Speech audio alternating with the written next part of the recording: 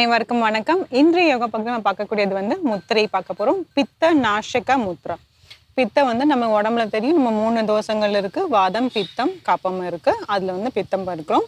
நாசக அப்படின்னா அதை குறைப்பதற்காக நம்ம பண்ணக்கூடிய முத்ரா. பித்த தோஷத்தை குறைக்கக்கூடிய முத்திரை இப்போ இந்த பகுதியில் நம்ம பார்க்க போகிறோம். அதை எப்படி பண்ணுறதுன்னு பார்க்குறோம். அதுக்கப்புறமேட்டு அதோட பலன்கள்லாம் நம்ம பார்க்கலாம்.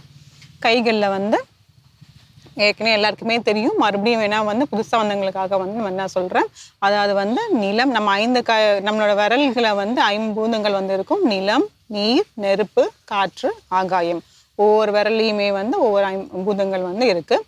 இப்போது இதுக்கு நம்ம என்ன பண்ண போகிறோம்னா, நம்மளோட ஆள்காட்டி விரலை கொண்டு நம்மளோட கட்டை விரல் கீழே வச்சுட்டு அதுக்கப்புறம் மோதிர விரலையும் நம்மளோட கட்டை விரலையும் சேர்த்து வைக்க போகிறோம். இது 2 கையிலுமே ஒரே நேரத்தில் நம்ம பண்ண போகிறோம். இல்லைன்னா ஃபஸ்ட்டு ஒரு கை வச்சுட்டு அதுக்கப்புறமேட்டு இன்னொரு கை வச்சுக்கலாம். இப்போது இந்த முத்திரை பண்ணுறதுக்கு நீங்கள் எப்படி வேணாலும் உட்காரலாம். இப்போ நான் பத்மாசனால உட்காந்துருக்கேன். நீங்கள் அர்த்த பத்மாசனம் இல்லை சுக்காசனம், வஜ்ராசனத்துலேயும் உட்காந்துக்கலாம். இந்த மாதிரி பத்மாசனம் எதுவும் போட முடியல, பெரியவங்களா இருக்கீங்க அப்படிங்கிற மாதிரி இருந்தால் நீங்கள் நாற்காலிலையும் உட்காந்துக்கலாம். இதை ஷவாசனால, அதாவது நம்ம படுத்து நம்ம ரிலாக்ஸேஷன் பண்ணுவோம் இல்லையா, அந்த மாதிரியும் படுத்துட்டும் செய்யலாம். எப்படி வேணாலும் முத்திரை பொறுத்த வரைக்குமே எந்த ரெஸ்ட்ரிக்ஷன்ஸுமே கிடையாது. எப்போ வேணாலும் பண்ணலாம், எப்படி வேணாலும் பண்ணலாம். இப்போது கட்டை விரலை எடுத்துகிட்டு ஆள்காட்டி விரலை கொண்டு கட்டை விரலுக்கு கீழே வச்சுட்டு மோதிர விரலையும் கட்டை விரலோட நுனியும் இப்படி சேர்க்க போகிறோம். அப்படியே இந்த கையிலையுமே பண்ணிடலாம். கொண்டு வச்சுட்டு மோதிர விரலையும் கட்டை விரலையும் சேர்த்து வச்சுட்டு மற்ற 2 விரல்களையுமே நீட்டி வைக்க போகிறோம். உள்ளங்கைகள் நம்மள மேல் நோக்கி பார்த்த மாதிரி இருக்கணும். இதில் வச்சிடலாம். முதுகு தண்டை நல்லா நேராக வச்சுக்கோங்க. ஒரு ஆழ்ந்த மூச்சு உள்ளிழுத்து வெளியே விடலாம்.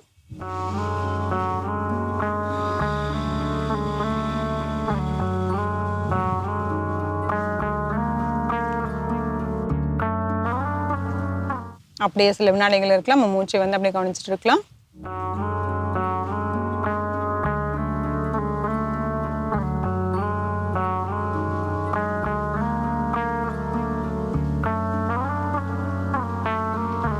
தளர்த்திக்கலாம். ஆழ்ந்த மூச்சு உள்ளிழுத்து வெளியே விடலாம்.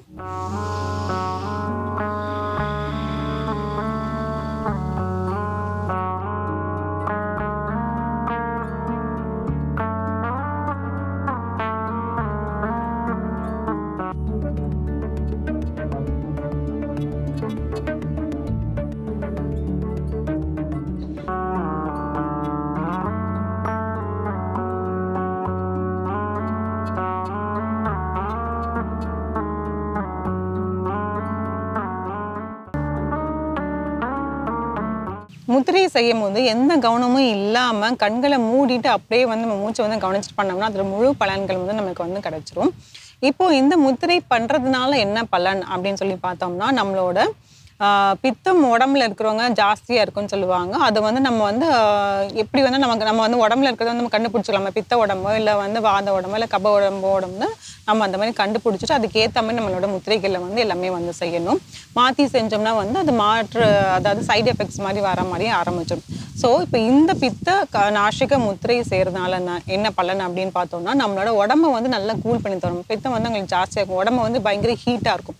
அவங்களுக்கு நம்மளால நல்ல கூலிங் எஃபெக்டை நமக்கு இது கொடுக்கும். அதுக்கப்புறம் நம்ம மைண்டை நல்லாவே காம் பண்ணி கொடுக்கும். அதுக்கப்புறம் டைஜஷன் ப்ராசஸ், இப்போது நம்மளோட ஹீட் அதிகமாக இருந்துச்சுன்னா மலச்சிக்கல் அவங்களுக்கு வந்துடும். ஸோ இப்போ அந்த டைஜஷன் ப்ராசஸை அவங்களுக்கு நல்லாவே செஞ்சு கொடுத்துரும். ஸோ அதனால மலச்சிக்கல் எதுவுமே அவங்களுக்கு வராது.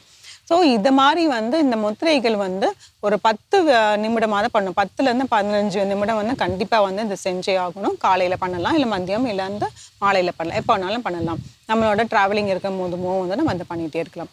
ஸோ இந்த முத்திரையை வச்சு செஞ்சு பாருங்கள். மீண்டும் அடுத்த பகுதியில் சந்திக்கலாம்.